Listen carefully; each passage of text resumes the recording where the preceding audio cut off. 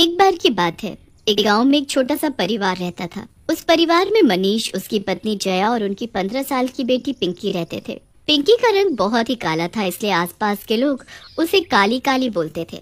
पिंकी और उसके माता पिता को ये बात बिल्कुल अच्छी नहीं लगती थी कि कोई उनकी बेटी को चिढ़ाए, पर लोग कहाँ मानते थे। स्कूल में भी सब लोग पिंकी के काले रंग का बहुत मजाक उड़ाते थे। एक दिन पिंकी की क्लास में पूनम कपड़े पहनकर आई होती है और सब उसके आसपास भीड़ लगाए खड़े होते हैं। पिंकी भी वहां आ जाती है। अरे, आज तो तुम बहुत ही सुंदर लग रही हो पूनम, बिल्कुल परी जैसी। हाँ, आज मेरा जन्मदिन जो है, इसलिए मैंने नए कपड़े पहने हैं। लंच टाइम में हम सब केक भी काटेंगे, आ जाना तुम भी, सब लोग थोड़ा हंस भी लेंगे। हाँ, मैं जरूर आऊंगी, सबको हंसाना तो अच्छी बात है। वैसे जन्मदिन बहुत मुबारक हो। तभी टीचर क्लास में आ जाती है और सब बच्चे अपनी अपनी जगह जाकर बैठ जाते हैं। टीचर भी पूनम को जन्मदिन की बधाई देती हैं और फिर सबको पढ़ाना शुरू कर देती है। उस दिन सबको छुट्टी का इंतजार रहता है। जैसे ही छुट्टी होती है, सब लोग जल्दी से ग्राउंड में भागते हैं। पूनम अपने घर से केक लेकर आती है। चलो सब जल्दी से आ जाओ, पहले हम केक काट लेते हैं, फिर सब कैंटीन में पार्टी करेंगे। पूनम केक काटने लगती है। सब बच्चे उसके लिए तालियां बजाते हैं। फिर सब लोग पूनम को केक खिलाते हैं और उसके मुंह पर भी हल्का सा केक लगा देते हैं। उस दिन सब बच्चे बहुत मजे करते हैं। पिंकी भी वहीं एक कोने में अलग से खड़ी सब देख रही होती है। उसका बर्थडे भी अगले हफ्ते ही आने वाला होता है और वो भी अपने बर्थडे के बारे में सोचने लगती है। घर जाकर वो अपनी माँ को सब बताती है। मेरा भी तो जन्मदिन आने वाला है, मैं भी स्कूल केक लेकर जाऊंगी। ठीक है, पहले जन्मदिन तो आने दे। हर दिन पिंकी को अपने जन्मदिन का बेसब्री से इंतजार रहता है।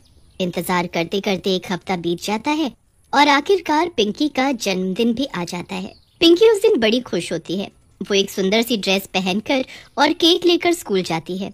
पिंकी पहले ही काली होती है और उस दिन उसने पीले रंग की फ्रॉक पहनी होती है। सब लोग उस पर उस दिन और ज्यादा हंसने लगते हैं। पिंकी सबको नजरअंदाज करके बस अपने जन्मदिन के बारे में सोचती है। वो छुट्टी में सब बच्चों को केक काटने के लिए बुला लेती है। बड़ी खुशी खुशी पिंकी अपना केक काटती है और फिर उसके बाद पूनम अपने दोस्तों को इशारा करती है। इशारा करते ही सब लोग केक लेकर पिंकी के मुंह पर मलना शुरू कर देते हैं।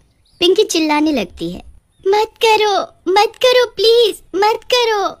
अरे, आज इसको छोड़ना मत, इसको अपना ये जन्मदिन जिंदगी भर याद रहना चाहिए। मेरा दम घुट रहा है, मुझे छोड़ दो। पिंकी चिल्लाती रह जाती है पर कोई उसकी नहीं सुनता। सारा केक पिंकी के नाक और मुंह में भरने के कारण वो सांस नहीं ले पाती है और दम घुटने की वजह से उसकी मौत हो जाती है। वो अचानक वहीं जमीन पर गिर पड़ती है। सब बच्चे उसे देखकर डर जाते हैं और उसे दूर बंद पड़े खंडहर के पीछे छुपाते हैं। जब छुट्टी के बाद पिंकी घर नहीं आती तो उसके माँ बाप बड़े ही परेशान हो जाते हैं। वो स्कूल में जाकर पता करते हैं और सब जगह उसे ढूंढते रहते हैं। पिंकी का कुछ पता नहीं चलता। उसके माँ बाप बहुत रोते हैं। हाय, मेरी बच्ची आज कितनी खुश थी, आज तो उसका जन्मदिन था, कहाँ चली गई मेरी लाडो। कुछ दिन ऐसे ही निकल जाते हैं पर पिंकी का कुछ पता नहीं चलता। अब एक दिन सब बच्चे स्कूल में पढ़ रहे होते हैं। उस दिन राहुल नाम के एक लड़के का जन्मदिन होता है, पर पिंकी के मरने की वजह से सब इतना डर चुके होते हैं कि स्कूल में केक लाना ही बंद कर देते हैं। सब लोग राहुल को जन्मदिन की मुबारकबाद देते हैं। जब सब बच्चे क्लास में बैठकर पढ़ रहे होते हैं, तभी राहुल की नजर खिड़की के बाहर जाती है। खिड़की के बाहर एक भयानक काले रंग की चुड़ैल केक लेकर खड़ी होती है। राहुल उसे देखकर चिल्ला पड़ता है, चुड़ैल, चुड़ैल। क्या हुआ राहुल, चिल्ला क्यों रहे हो? मैम, खिड़की के बाहर चुड़ैल खड़ी है। तुम पागल हो गए हो क्या राहुल? ये कैसा मजाक है? चुड़ैल वगैरह कुछ नहीं होता, चलो चुपचाप पढ़ाई करो। टीचर राहुल को डांट देती है। उसके बाद राहुल चुपचाप बैठ जाता है पर उसका ध्यान यहीं खिड़की पर होता है। उसके बाद लंच टाइम हो जाता है। सब बच्चे स्कूल ग्राउंड में खेल रहे होते हैं। राहुल बॉल लेने पेड़ के पीछे जाता है, तभी अचानक वही चुड़ैल राहुल का हाथ पकड़ लेती है। उसके दूसरे हाथ में केक होता है जो वो राहुल के मुंह पर पूरा का पूरा मल देती है। बचाओ, बचाओ, चुड़ैल, चुड़ैल, मेरा दम घुट रहा है, मुझे छोड़ दो, मैं मर जाऊंगा। मेरा भी ऐसे ही दम घुटा था, मैं भी तड़प तड़प कर मरी थी। अब तुम सब की बारी है, अपने अपने जन्मदिन पर तुम सब मरोगे। राहुल और जोर से चिल्लाने की कोशिश करता है पर चुड़ैल उसके मुंह पर केक मलती ही रहती है, जिससे राहुल की आवाज ही नहीं निकलती। राहुल वहीं बेहोश हो जाता है। चुड़ैल वहां से चली जाती है पर जब राहुल का काफी देर तक पता नहीं चलता तो सब उसे ढूंढने लगते हैं। काफी देर ढूंढने के बाद जब राहुल ऐसी हालत में बेहोश पड़ा मिलता है तो सब बच्चे घबरा जाते हैं और जल्दी से टीचर को बताते हैं। टीचर जल्दी से राहुल को हॉस्पिटल लेकर जाती है और वहाँ उसके पेरेंट्स को बुलाया जाता है। राहुल बच तो जाता है पर डर की वजह से कुछ बोल नहीं पा रहा होता। कुछ दिन राहुल स्कूल नहीं आता और उसी बीच अब शीना का जन्मदिन आ जाता है। जन्मदिन वाले दिन उसको भी वही काली चुड़ैल हर जगह दिखाई देने लगती है। ये चुड़ैल मुझे हर जगह क्यों दिखाई दे रही है? कहीं उस दिन राहुल सच तो नहीं बोल रहा था? अगर मैं सबको बताऊंगी तो कोई मेरी बात पर यकीन नहीं करेगा और मेरा मजाक भी उड़ाएंगे। मैं क्या करूं? शीना उस चुड़ैल से बचकर भागने लगती है, पर वो जहाँ भी भागती है चुड़ैल उसके सामने आ खड़ी होती है। शीना बचने के लिए स्कूल के पीछे बंद पड़ी एक क्लास में छुप जाती है। उसे लगता है अब वो चुड़ैल उसे पकड़ नहीं पाएगी, पर वो चुड़ैल वहाँ भी आ जाती है। Happy birthday Sheena, happy birthday to my dear friend Sheena. हे भगवान, अब मैं क्या करूं? ये चुड़ैल मेरे पीछे क्यों पड़ी है और इसे कैसे पता आज मेरा बर्थडे है? शीना, शीना, अब जल्दी से बाहर आ जाओ। छुपने का कोई फायदा नहीं है। तुम कहीं भी छुप जाओ, मैं तुम्हें ढूंढ ही लूंगी। शीना डर के मारे पसीने पसीने हो जाती है। चुड़ैल के एक हाथ में केक होता है जो वो सीधा शीना के मुंह पर जोर से मारती है और उसे उसके चेहरे पर मलने लगती है। नाक और मुंह में केक भरने की वजह से शीना की सांस रुक जाती है।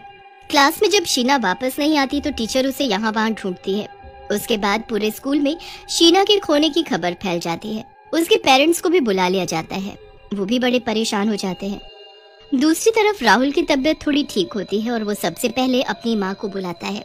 राहुल अपनी माँ को सारी बात बता देता है कि कैसे उसने और उसके दोस्तों ने पिंकी के साथ गलत किया था, जिसकी वजह से उसकी मौत हो गई। अब वो चुड़ैल सबको मार देगी माँ। वो सारे दोस्तों को उनके जन्मदिन वाले दिन ही मारेगी। आज शीना का जन्मदिन है, आप जाकर उसे बचा लो। फिर उसके बाद उसकी लाश को स्कूल के पास बंद पड़े खंडहर में छुपा दिया था। राहुल के माँ बाप जल्दी से स्कूल पहुँचते हैं और पिंकी के माँ बाप को भी स्कूल लेकर जाते हैं। फिर सभी उन बच्चों को बुलाया जाता है जो पिंकी की मौत के जिम्मेदार होते हैं। पिंकी के माँ बाप को जब पता चलता है कि पिंकी चुड़ैल बनकर ये सब कर रही है तो वो अपनी बेटी को आवाज देने लगते हैं। काफी बुलाने पर पिंकी चुड़ैल के रूप में उनके सामने आती है। मेरी बेटी, मेरी पिंकी, हमें सब पता चल चुका है जो तेरे साथ हुआ है। इन सब बच्चों को इनके किए की सजा मिलेगी। हाँ, जरूर मिलेगी। जिंदगी भर इनको इनका जन्मदिन नहीं मनाने दिया जाएगा। इनको कभी किसी पार्टी में नहीं जाने दिया जाएगा। इनके साथ जितनी सख्ती की जा सकती है वो की जाएगी। पर प्लीज ये बता दो कि मेरी बेटी कहाँ है? कहाँ है मेरी शीना? कभी नहीं बताऊंगी। कुछ ही देर में मर जाएगी वो भी। उसके बाद ये सब के सब बच्चे मरेंगे। नहीं बेटी, ऐसा नहीं कर। तू इन बच्चों जैसी तो कभी ना थी। तू मेरी बेटी है, सबसे अच्छी बेटी। तूने जीते जी कभी किसी को बुरा तक नहीं बोला, तो अब इतना बुरा कैसे कर सकती है किसी के साथ? इन्होंने मुझे मार डाला। मैं कितनी खुश थी, पर इन्होंने मेरे रंग का हमेशा इतना मजाक बनाया और फिर मुझे मार डाला। पिंकी की माँ और बाकी सब उसे बहुत समझाते हैं और रोते गिड़गिड़ाते हैं। आखिरकार उस चुड़ैल को उन सब पर दया आ जाती है। फिर वो बता देती है कि शीना कहाँ है। शीना की हालत बहुत खराब होती है, पर वक्त रहते उसे बचा लिया जाता है। उसके बाद स्कूल में हर बच्चा ये कसम खाता है कि वो कभी किसी के साथ ऐसे नहीं करेगा और ना कभी किसी को करने देगा। पिंकी की आत्मा को शांति मिलती है और वो कभी किसी को दोबारा नहीं दिखती। Subscribe our channel for more such videos. Thank you.